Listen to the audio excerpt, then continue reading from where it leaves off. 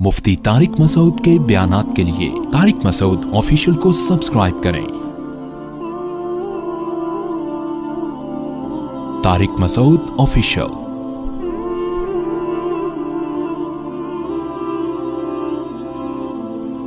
सहाबा कराम देखो, पहले जब तक इस्लाम नहीं था तो किसी ने घोड़े ने पानी पहले पिला दिया ना अपने घोड़े को, तो इस पे लड़ाई शुरू, तुमने पहले पानी क्यों पिलाया, भड्डा शुरू। ऊंट ने पहले पानी पी लिया तो तुमने क्यों पिया, तुम्हारे ऊंट ने क्यों पिया, जब मैं हूं तो मेरा ऊंट पहले पिया। इस पे लड़ाई शुरू, फड्डेबाजी, कबाइली जंग, कत्लो गारत, ये होता था।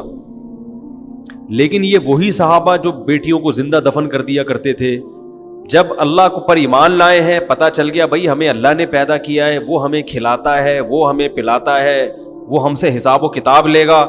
यही सहाबा है कि जब अल्लाह इनकी समझ में आया है तो जंग में जख्मी पड़े हुए हैं, एक पानी मांगते हैं तो कहते हैं भाई, जब उनके पास पानी लेके पहुंचे दूसरी तरफ से आवाज आई पानी, कहते हैं पहले उनको मुझे बाद में। दूसरी तरफ गए, उन्होंने कहा पहले उनको, सब शहीद हो गए लेकिन पहले वो, पहले वो, पहले वो। ये वही सहाबा हैं, ये वही हजरत उमर हैं जो ज़माने जाहिलियत में बड़े जालिम समझे जाते थे, बड़े सख्त, मगर इस्लाम लाने के बाद जब हुकूमत हाथ में आती है, 22 लाख मुरब्बा मील के हाकिम बनते हैं, तो बोरी पे राशन डाल के गलियों में गश्त कर रहे हैं कि कोई भूखा सो गया तो क़यामत के दिन मेरा गरिबान ना पकड़ा जाए कहीं। उनको पता है कि मुझे अल्लाह ने पैदा किया तो अल्लाह मुझसे इस बारे में हिसाब लेगा, उनको पता ही है कि अल्लाह पूछेगा। कैसा जबरदस्त वाक़या हजरत उमर का कि एक घर में गुजरे तो आवाज आई ना रोने की, पता ये चला कि एक औरत के यहां बच्चे की विलादत होने वाली है, परेशान है, तो दाई का इंतजाम किया उसके लिए। घर में कहत पड़ा हुआ है, भूख से बच्चे रो रहे हैं। हजरत उमर रजी अल्लाह ताला अन्हु गए और बोरे पे जो है ना राशन और खाना वाना लेकर गए। तो मुझे ये जब पूरा वाकया मैं सुनता हूं, मुझे इतना मैं जज्बाती नहीं होता, लेकिन इस वाकये का जो आखिरी जुज़ है ना वो इंसान को जज्बाती बना देता है। यहां तक भी हो गया भाई, ठीक है किसी को भूखा देखा तो अपनी जो है ना वो अपने कंधे पे बोरी रख के, खाना रख के, खली अमीरुल मोमिनीन 22 लाख मुरब्बा मील का हाकिम, इतना बड़ा, और जिसके रूम और फारिस की सल्तनतें कांपती हैं उसका नाम सुन के, घबराती हैं यार बहुत ताकतवर है।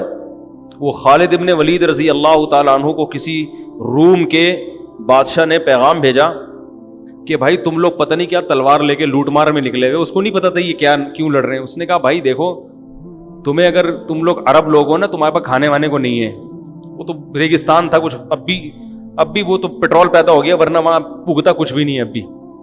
तो अगर तुम्हें कुछ खुराक चाहिए, खाना चाहिए, तो हम रोटी का इंतजाम कर देते हैं, पीना चाहिए तो पानी का इंतजाम कर देते हैं, कोई लाइन वाइन बिछा देंगे आप।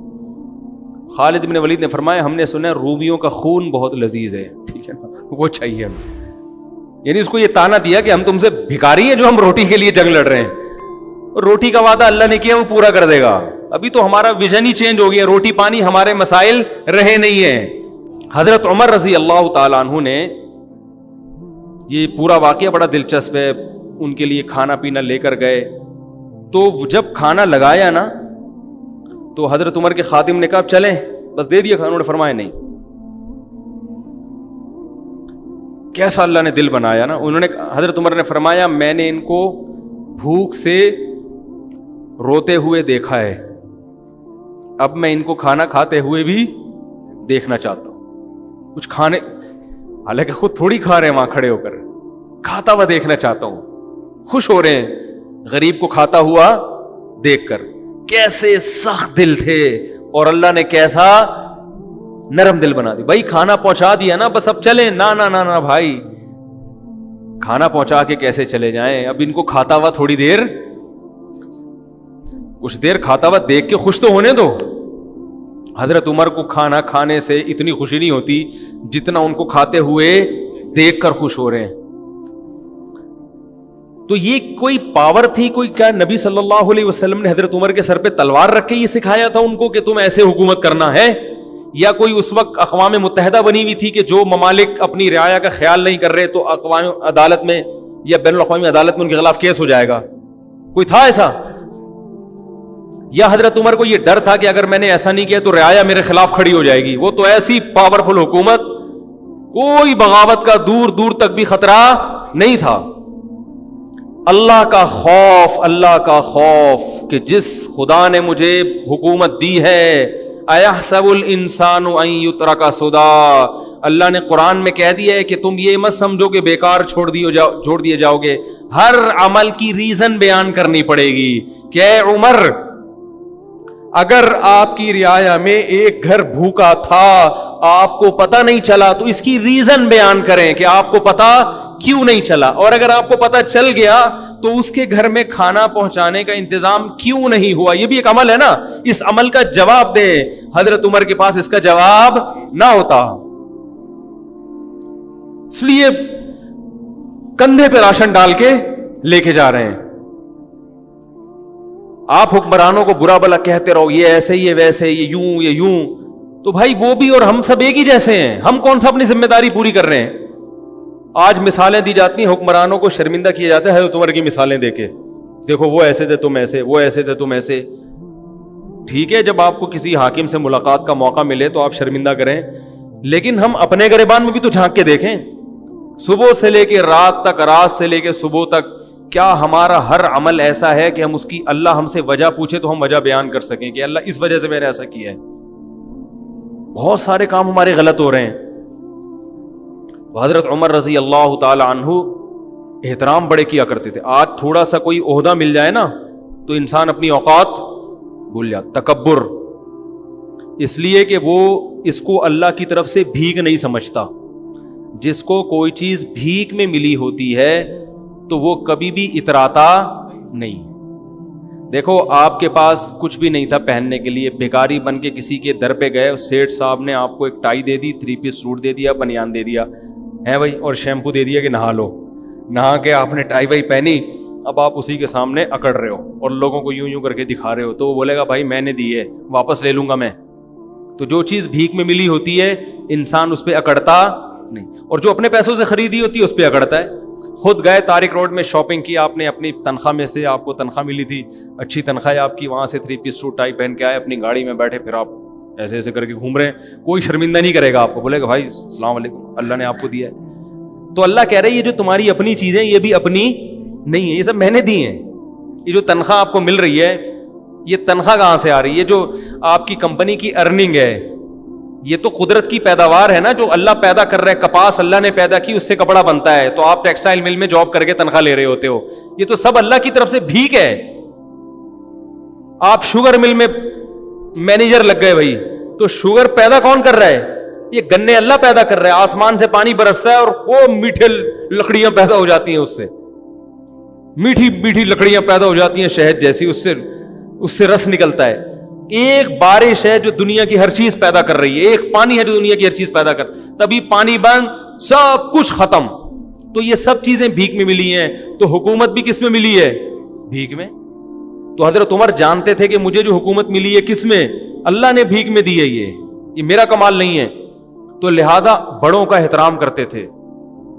حضرت خولہ بنت ثعلبہ رضی اللہ تعالیٰ عنہ کا بڑا دلچسپ واقعہ ہے۔ حضرت خولہ بنت ثعلبہ جو تھیں، ان کے شوہر نے ان سے زہار کیا۔ زہار کہتے ہیں کہ انتی علی کظہر امی، بیوی کو اپنے ماں کے کسی محترم عضو سے تشبیہ دے دینا کہ تم مجھ پر ایسے ہو جیسے میری ماں کی طرح ہو۔ تو عرب میں یہ الفاظ طلاق کے سمجھے جاتے تھے، تو جب ان کے شوہر نے یہ الفاظ کہے تو یہ پریشان ہو گئے کہ طلاق ہوئی ہے کہ نہیں ہوئی ہے۔ نبی صلی اللہ علیہ وسلم کے پاس آئیں، فتح مکہ کے بعد کا واقعہ یہ، عرض کیا یا رسول اللہ، کیا میں اپنے شوہر پہ حرام ہو گئی؟ آپ نے فرمایا حرام ہو گئی۔ وہ بار بار اللہ کی طرف دیکھتی کہ اللہ کوئی صورت پیدا کر دے، چھوٹے چھوٹے بچے بھی تھے، شوہر سے بہت محبت بھی تھی، پھر جاتی ہیں، پھر واپس آتی ہیں، یا رسول اللہ، جیسے لوگ طلاق دیتے ہیں نا بیوی کو، تو پھر عورتیں بھی آتی ہیں، مرد بھی آتی ہیں، مفتی صاحب 3 دے دی ہیں کچھ تو ہمارے نبی بھی ہمارے نبی کیا کہہ رہے تھے کہ طلاق یعنی نکاح ختم، حرام ہو گئی ہو ہمیشہ کے لیے۔ اس لیے کہ آپ اپنی طرف سے، تو مفتی بھی اپنی طرف سے کچھ نہیں بتا سکتے۔ جب بار بار آئیں اور آسمان کی طرف دیکھتی تو اللہ نے آسمان سے آیتیں نازل کی، قد سمع اللہ 28ویں پارے کا پہلی آیت، قد سمع اللہ قول التی تجادلک فی زوجہا، تحقیق سن لی اللہ نے بات اس عورت کی جو اے نبی اپنے شوہر کے بارے میں آپ سے جھگڑا کر رہی تھی، واللہ یسمع تحاورکما، اللہ تمہاری سرگوشیوں کو، باتوں کو سنتا ہے۔ اور پھر اللہ نے آیتیں نازل کی، والذین یظاہرون منکم من نسائہم، جو لوگ اپنی بیویوں کو ماں کے کسی عضو سے تشبیہ دے دیں، زہار کریں، تو اس طرح کہنے سے ان کی بیویاں حقیقت میں ماں نہیں بن جاتی۔ یہ طلاق کا جملہ نہیں ہے، نہ اس سے طلاق ہوگی نہ بیوی حرام ہوگی، لیکن یہ بری بات ہے۔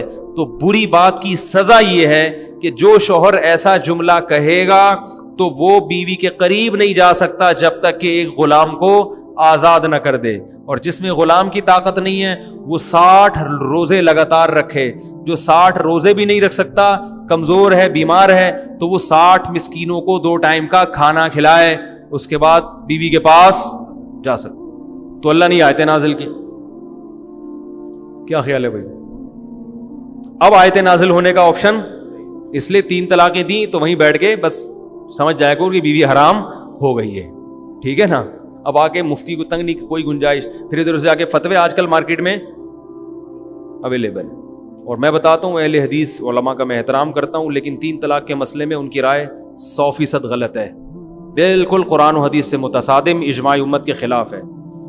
اس لیے ان کے فتویٰ سے بیوی حلال نہیں ہوگی، خود اہل حدیث کے لیے بھی اس فتوے پر عمل کرنا جائز نہیں ہے۔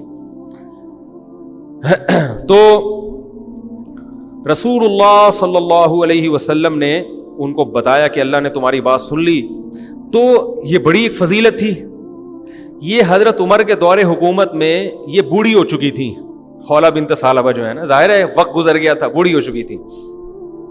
ایک دن حضرت عمر جا رہے ہیں تو ان کو پتا چلا کہ امیر المومنین گزر رہے ہیں، تو یہ بوڑھی ہو گئی تھی۔ انہوں نے حضرت عمر کو روکا اور ٹھیک ٹھاک سنانا شروع کر دی، تم بادشاہ بنے ہو، تم مسلمانوں کے امیر ہو، تمہیں قوم کا خیال نہیں ہے، تم ایسے کر رہے ہو، تم ایسے، جیسے عادت ہوتی ہے بڑے بزرگوں کی۔ حضرت عمر سر نیچے کر کے سن رہے ہیں، سنتے جا رہے ہیں، کچھ نہیں کہہ رہے۔ ایک بات خوب اچھی طرح سمجھ لیا کریں کہ جب کوئی بڑا نصیحت کرے نا، چپ کر کے اس کو سن لیا کرو، چاہے وہ غلطی کر رہا ہو، آپ کے اندر وہ غلطی نہ بھی ہو تو سن لیا کرو۔ آج کل نوجوانوں میں یہ بدتمیزی بہت ہے کہ باپ سمجھا رہا ہے، ماں سمجھا رہی ہے، فوراً جواب دینا شروع کر دیں گے، نہیں آپ غلط کہہ رہے ہیں، میں نے تو ایسا، میں تو ہوئی نہیں ایسا۔ اگلا کہہ رہا ہے، باپ کہہ رہا ہے بیٹے کو کہ بیٹا تھوڑی محنت سے پڑھا کرو، تھوڑا سا کاروبار بھی سنبھالو، تمہیں اماں انڈے لینے کے لیے بھیجتی ہے، تم دہی لے کے آ جاتے ہو، جتنے انڈوں کا بولا ہوتا ہے اتنے لے آیا کرو، وقت پہ لایا کرو، ٹھیک ہے نا۔ چپ کر کے آپ سارے کام وقت پہ کر رہے ہیں، لیکن اس وقت تھوڑی دیر چپ کر کے بولو بھائی سن، اس وقت فوراً جواب نہ دیا کریں، نہیں میں تو لے کر آیا ہوں نا، میں تو اس وقت بھی گیا تھا، تو بتائیں کب میں نے دیر کب کی ہے۔ یہ بڑی بدتمیزی ہے، گھروں میں یہ سسٹم ہی ختم ہو گیا سننے کا۔ او بھائی تھوڑی دیر سن لے، 5 منٹ، ٹھیک ہے نا، بول اچھا ٹھیک ہے، انشاءاللہ کوشش جاری رہے گی، سن لو، پتلی گلی سے نکل لو۔ ابا سے کون سا 24 گھنٹے کوئی بیٹھے رہتے ہو، یا ابا ہے یا کوئی بزرگ ہے یا کوئی عالم ہے، کوئی مفتی ہے، کوئی بڑا ہے، کوئی بھی سمجھا رہا ہو، اس وقت چپ کر کے سن لو۔ بعد میں آپ سمجھتے ہیں کہ واقعی یہ غلط فہمی سے ممکن ہے ان کے دل بدگمان ہو رہا ہو کوئی میرے خلاف، تو بعد میں کسی موقع پر آپ ان کو الگ سے سمجھا دیں کہ یہ کچھ آپ جو ایسی باتیں کر رہے ہیں 1-2 دفعہ تو ٹھیک ہے، لیکن بار بار آپ کریں، اس کا مطلب شاید آپ کو کوئی غلط فہمی ہے۔ تو ایسا نہیں ہے، میں انڈے ہمیشہ ٹائم پہ لے کے، انڈے کی ایک مثال دے رہا ہوں میں تو یہی کرتا ہوں نا سارا دن۔ تو یہ جو ہے نا ایک دم بدتمیزی کرنا، یہ اچھا کام نہیں ہے۔ کچھ آداب ہوتے ہیں، کچھ تمیز ہوتی ہے، وہ شارٹ ہوتی جا رہی ہے مارکیٹ سے۔ باپ اگر غصے میں بھی ڈانٹ رہے تو چپ کر کے سن لو، اسی سے انسان کے خاندانی ہونے کا پتہ چل جاتا ہے۔ کچھ دن پہلے ایک جگہ جانا ہوا، ابا نے اپنے بیٹے کو نا میرے سامنے ڈانٹ رہے ہیں، ایک کاروبار کے سالے نے بیڑا غرق کر کے رکھ دیا، اس کو دیا یہ کر دیا، سست۔ بیٹا بیٹھ کے سن رہا، چپ۔ مجھے اندازہ ہوا کہ خاندانی لوگ ہیں، گھرانہ کیسا ہے، باپ بولتا ہے تو بیٹا چپ کر کے سنتا ہے، یہ خاندانی ہونے کی علامت۔ ورنہ بیٹا یہ بھی کہہ سکتا ابا مفتی صاحب کو بتانے کی کیا ضرورت ہے، وہ ہو سکتا ہے بعد میں جا کے اس نے پرچہ لکھ کے دیا ہو کہ ابا ویسے ہی مجھے سمجھا دیتے مفتی صاحب کے سامنے۔ ابا کو چاہیے کہ الگ سے سمجھائیں، کسی کے سامنے نہ کریں، یہ ابا کی غلطی ہے۔ لیکن بیٹے کی سعادت کیا ہے، چپ کر کے سن لو یار ابا کے احسان اتنے ہیں, یہ گھر ابا نے دیا ہے بھائی, نام ابا سے ملا ہے, کوئی بات نہیں, تھوڑا سا ظلم ہو گیا تو کیا ہو گیا, وہ احسانات کے مقابلے میں اس کی کوئی اوقات ہی نہیں ہے جو ان غلطیوں کی. تو حضرت عمر رضی اللہ تعالیٰ عنہ اتنے بڑے امیر, لوگ کانپتے ہیں ان کے نام سے, اور ایک بوڑھی عورت کھڑے ہو کر ڈانٹ رہی ہے, سمجھا نہیں رہی, ڈانٹ رہی ہے, بولتی جا رہی ہے, چپ ہی نہیں رہی. تو وہ جو حضرت عمر کے خادم تھے نا, انہوں نے کہا قد اکثرتی یا خولا, بہت زیادہ کر دیا آپ نے نصیحت, امیر المومنین ہے, تھوڑا خیال کرو. ٹھیک ہے 2-3 دفعہ ہو گیا, اب آپ تو بولے ہی جا رہی ہو. حضرت عمر نے ان کو خاموش کرا دیا, اپنے خادم کو. فرمایا کہ اگر یہ عشاء کے بعد کا یہ واقعہ ہے, فرمایا اگر یہ عشاء کے بعد سے فجر تک بھی مجھے کہتی رہے گی تو عمر اس کی بات سنتا رہے گا, کیونکہ یہ وہ عورت ہے جس کی بات کو اللہ نے آسمانوں پہ سنا ہے. تو عمر کون ہوتا ہے اس کی بات کو سننے سے انکار کر دے؟ یہ وہ عورت ہے جس کی بات اللہ نے 7ویں آسمان پہ سنی ہے. یہ آئی تھی نا نبی کے پاس گنجائش پیدا کریں, تو قد سمع اللہ نے آیتیں نازل کی, اللہ نے سن لی اس عورت کی بات جو اپنے شوہر کے بارے میں آپ سے جھگڑ رہی تھی. تو جس کی بات اللہ 7ویں آسمان پہ عرش پہ بیٹھ کے سن رہا ہو, عمر کیسے کہہ سکتا ہے کہ بس کر, میں نہیں سننا چاہتا. تو یہ بھی وہی ہے اللہ کا خوف. یہ کہاں سے آیا؟ قرآن سے آیا. کوئی اقوام متحدہ نہیں تھی اس وقت, یہ کوئی بین الاقوامی عدالت نہیں تھی جس کے پاس دنیا کیس لے کے جاتی کہ یہ ہماری بات نہیں سن رہے. جب تک اللہ کا خوف نہ ہو, آخرت نہ ہو, انسان کا بچہ بن ہی نہیں سکتا, اور دنیا میں ظلم ہوتا رہے گا, اور اپنے اوپر بھی انسان ظلم کرتا رہے گا, اپنے اوپر بھی. دیکھو میں سگریٹ نہیں پیتا الحمدللہ, میں چرس نہیں پیتا, میں ہیروئن نہیں پیتا. یہ کیوں؟ اسلام کی وجہ سے نا. اگر آپ نہیں پی رہے تو کس کی وجہ سے؟ خدا کی قسم ایک دن کے لیے اسلام کو ہٹا دو تو دیکھو یہاں آدھے سے زیادہ لوگ شراب پینا شروع کر دیں گے. اپنی جان پہ ظلم ہے یا نہیں شراب پینا؟ بتاؤ میرے بھائی.